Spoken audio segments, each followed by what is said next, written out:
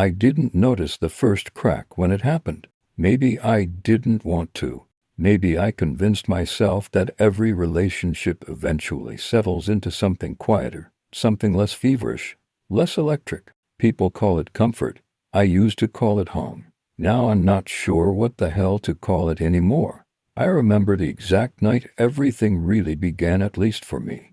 It was late, past midnight, one of those evenings when the apartment is drowning in silence, and every small noise feels amplified. Anna had fallen asleep on the couch, her laptop open beside her, the screen still glowing with the last patient record she'd been editing. She always worked too much. Or maybe she worked just enough to have an excuse not to spend time with me. I don't want to think that, but thoughts don't ask permission. They just show up and tear right through you. I carried her to the bedroom. She didn't wake up. She'd barely stirred. Something about that bothered me more than it should have. I stood there for a while, watching her, the woman I used to know the way a man knows his own heartbeat. She used to wake up the second I touched her, always with that soft little exhale, the one she'd make when she'd wrap her arms around my neck and whisper, "You came to bed without me," as if that were the worst possible crime. Now she didn't even register my presence. For months, something in her had been slipping away from me slowly, quietly, like sand leaking through a tiny tear at the bottom of a bag. At first I blamed stress, then exhaustion, then routine. I blamed everything except the thing I feared most. And maybe that's why I didn't see how deep the crack already was. When I returned to the living room, my phone buzzed a message. At 12:47 a.m. from Mara. We weren't close. Not really. She worked in the same building, different department. We'd spoken maybe 5 times before the company retreat 2 weeks ago. I didn't think about her after that, at least not in any way that mattered. She was lively, loud to flirtatious for my taste. The kind of woman who filled a room instantly and made everyone else feel like they were stepping into her world. And yet she wrote to me at nearly 1 a.m. "Mara, you still awake?" A harmless message. Friendly, innocent, but I stared at it longer than I should have. I typed back, "Yeah. Couldn't sleep." Then erased it. Typed again, "Everything okay?" Erased it again. My chest felt tight. I didn't know why. Maybe because mine and Anna's conversations lately had turned into nothing more than logistics, groceries, bills, appointments, reminders, background noise between two people who used to talk about everything. I finally sent, "Yes." "Why?" She responded instantly. Too instantly. "Mara, just wanted to say thank you for the talk after the retreat. I didn't get to tell you that properly. I hadn't done anything special." She'd been drunk, crying on the terrace because her ex had shown up with some new girl. I just listened. Anyone would have. Still, her message warmed something in me. Probably something that shouldn't have been warmed. "Me, no problem. You seemed like you needed someone.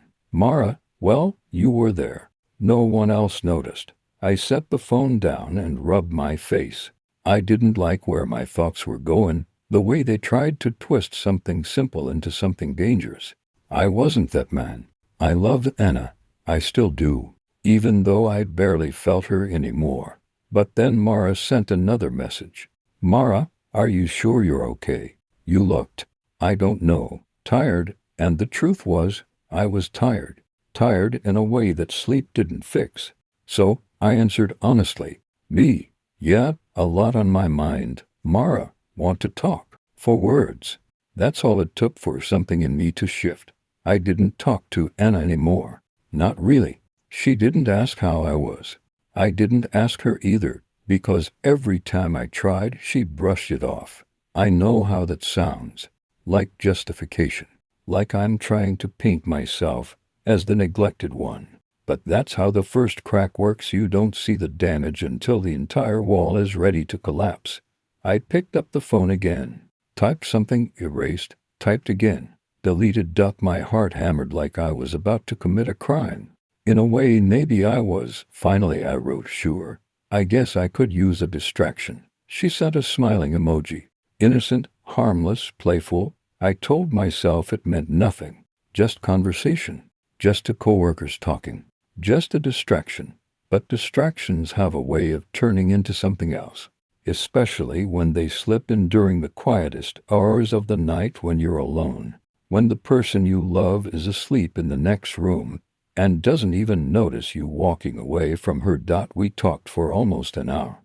About work, about stress, about life. She laughed at my jokes, asked questions, listened in the way Anna used to. By the time we said goodnight, something in me felt awake again, not in a good way, not in a moral way, but awake. And when I finally lay down beside Anna, she didn't move, didn't turn toward me, didn't even breathe differently. It felt like lying next to a ghost of the woman I married. I closed my eyes and told myself nothing was happening. Nothing had changed, and yet the crack in the wall widened just enough for the cold to come in, just enough for me to feel it. Just enough for what would come next. I didn't sleep the night after everything I had discovered. My mind kept replaying tiny details I had missed, hints that suddenly made sense only now, when it was already too late. I lay awake staring at the ceiling, feeling the weight of betrayal settling on my chest like someone was pressing down with both hands. By morning, something inside me had hardened. I needed the truth, all of it, no more guessing, no more interpreting her excuses. I needed to see it with my own eyes. I spent that entire day pretending everything was fine. I made breakfast. I kissed her on the head. I asked how her sleep was. She smiled at me with that same softness she used to show years ago, before everything between us started to rot from the inside. And the worst part was knowing that she could lie to me so easily, like it was her second nature. She left the house at 6:40 p.m. She told me she had a late work meeting and might come home tired. She said it so casually that if I didn't know better, I would have believed her again. I nodded, kissed her goodbye, and watched her get into her car. 2 minutes after she turned the corner, I followed. My hands were shaking on the steering wheel, not because I was nervous, but because I already knew where she would go. I had seen fragments, messages, names, locations. I only needed the final confirmation. It took her 15 minutes to reach the restaurant. Not a hotel, not an apartment. A restaurant, a nice one. The kind you don't go to for a quick meeting after work. She parked. She fixed her hair in the mirror. She adjusted her dress, a dress she had never worn for me in months. A man walked up to her car before she even stepped out. He wasn't young, not old, well-dressed, confident, the kind of confidence that comes from knowing something belongs to you. He greeted her with a smile that was too familiar. She smiled back, not the polite smile she gave colleagues, not the playful one she used to give me. This one was softer, more intimate. She hugged him, not a friendly side hug, not a quick greeting, a slow one. Full body, her face buried into his neck, his hands on her waist. My stomach turned. I didn't get out of the car. I didn't yell. I didn't do any of the dramatic things I used to imagine when thinking about catching her cheating. I just watched, letting the reality of it carve itself into me until there was no more room left to deny anything. They went inside the restaurant, and I stayed in my car with the engine off. I watched through the windshield as they took a table near the window. They sat close, not across from each other, close. Their knees touched under the table. She leaned into him as she spoke. He brushed her hand. She laughed. She didn't laugh like that with me anymore. I couldn't even remember the last time she had. An hour passed, then two, and I sat there the entire time, motionless, letting every minute seal the truth deeper into me. But the worst part wasn't the touching. It wasn't the closeness. It wasn't even the fact that she lied. The worst part were her eyes. She looked happy, not the tired, forced, half-hearted happiness she showed me at home, not the polite, neutral expression she wore when we talked lately. She looked free, alive, like a version of herself I hadn't seen in years, a version she wasn't willing to show me anymore. Around 9:30 p.m., they paid the bill. She reached for her purse, but he stopped her. He paid. She smiled at him the way she used to smile at me when we first started dating, a long, grateful, affectionate smile. They left the restaurant together. He held her jacket for her. She let him. I watched her step out onto the sidewalk, and for a moment, as they stood under the streetlight, she touched his wrist gently, a small gesture, but intimate, too intimate. Then they walked to his car.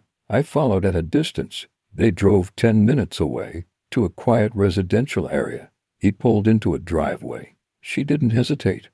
She didn't look around to see if anyone might be watching. She got out. He walked behind her, hand briefly touching the small of her back. She didn't move his hand away. She went inside his house. The door closed. There it was, the final confirmation. Hard, undeniable, unfiltered reality. My wife was sleeping with another man. I sat in my car in front of that house for 40 minutes. I didn't cry. I didn't scream.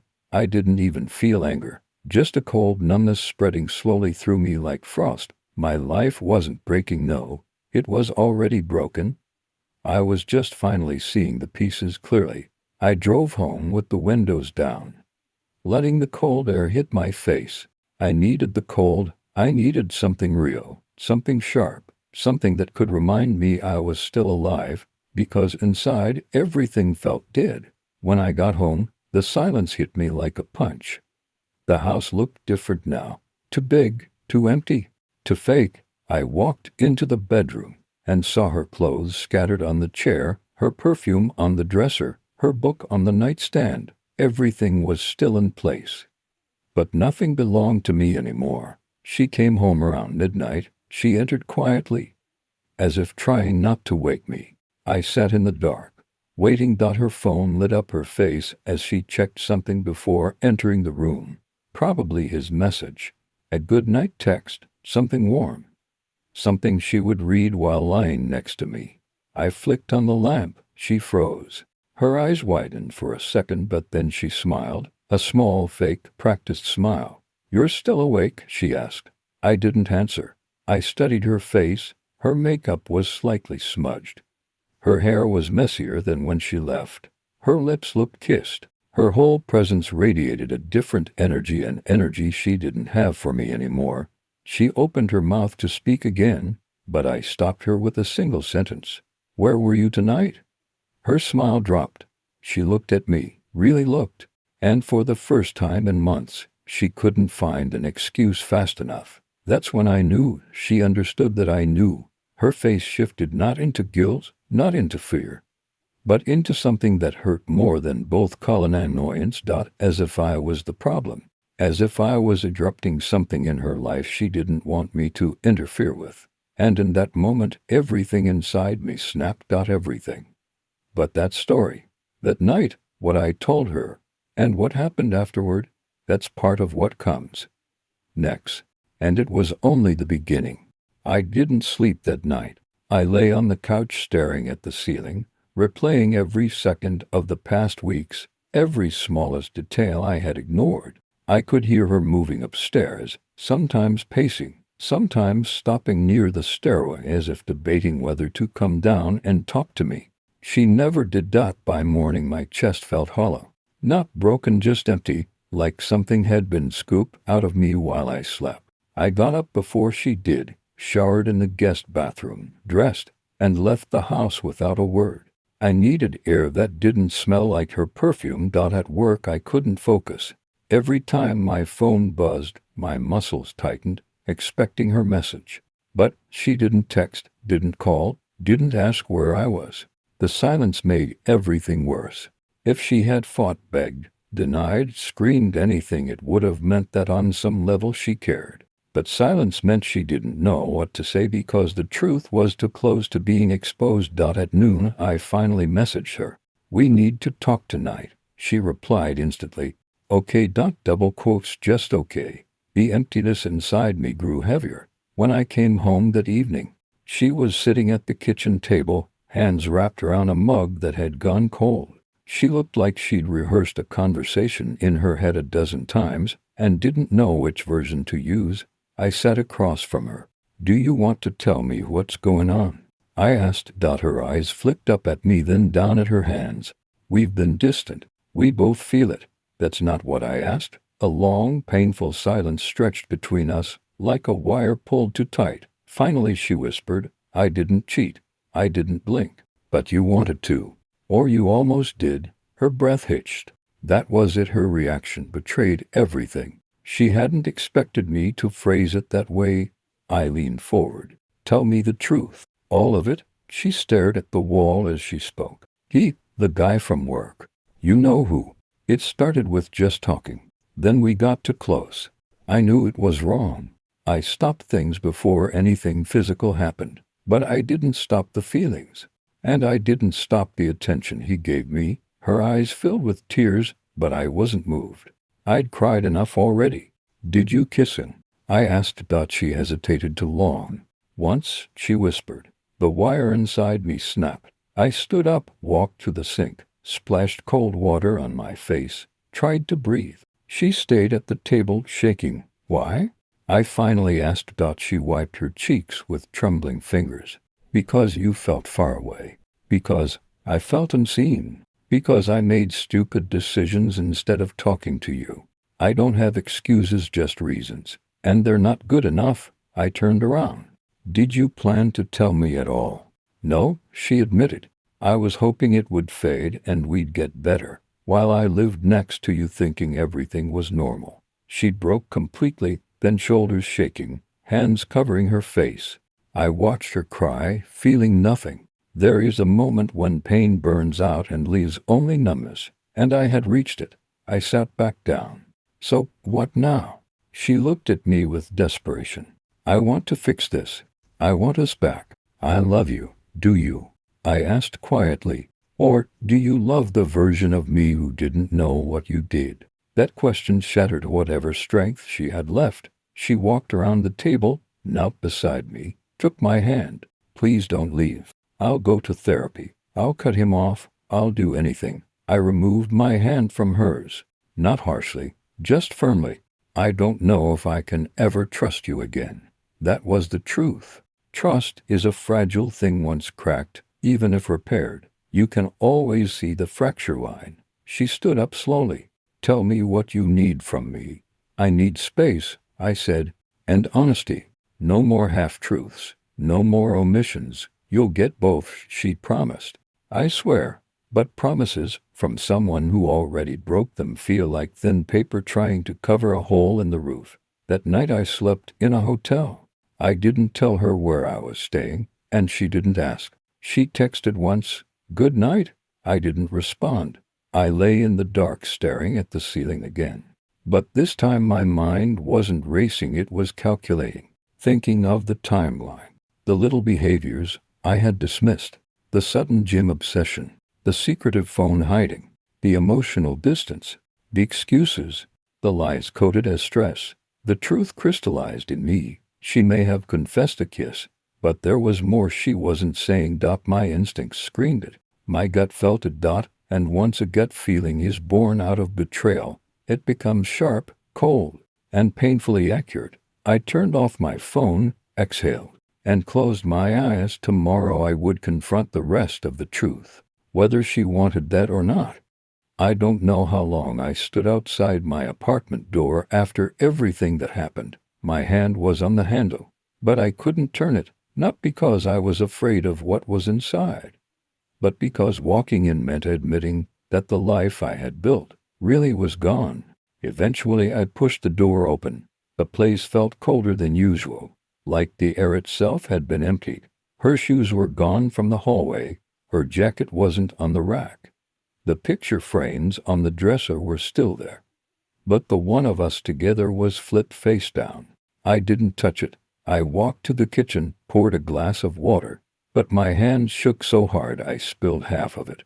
I wasn't angry anymore. Anger would have been easier. What I felt now was something heavier, something I couldn't name. Maybe betrayal has stages: shock, rage, instinct, and then the moment when your mind finally catches up and asks the question you've been avoiding: was any of it real? I sat down on the edge of the bed, staring at the empty space beside me. I could still feel the warmth of how many mornings started there. I remembered her voice half asleep saying my name. I remembered how she used to lean into me whenever she was cold. I remembered all the small things she said that made me believe I mattered. And somehow, all of that felt like someone else's life. My phone buzzed, a number I didn't recognize. For a moment I thought it might be her until I remembered I blocked her hours ago. It was the man she slept with. He sent only one message: "I'm sorry. I didn't know." I deleted it without replying. He wasn't my problem. She wasn't my problem anymore either.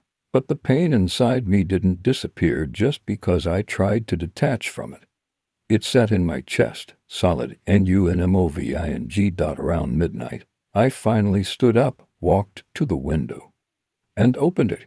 The night air hit my face like ice, but it was honest. It didn't pretend to be warm. It didn't pretend to be anything it wasn't. I needed that. I don't know how long I stood there. Long enough for the city lights to start blurring through my tired eyes. And then it happened: quiet, unexpected clarity. Not hope, not relief, just clarity. I wasn't broken. I was hurt, angry, humiliated, exhausted, betrayed, but not broken. She had taken trust. Not my future. She had taken comfort, not my identity. She had taken what we were, not who I am. And suddenly, I finally understood something. Forgiving her wasn't my job. Fixing her wasn't my job. Saving myself was. I closed the window, grabbed my keys, and walked out. I didn't know exactly where I was going, but I knew I wasn't staying still anymore. The first step away from the past felt small, but it was real. Mine. Everything ahead of me was unknown, but at least it was honest. And for the first time in days, I could finally breathe. The end.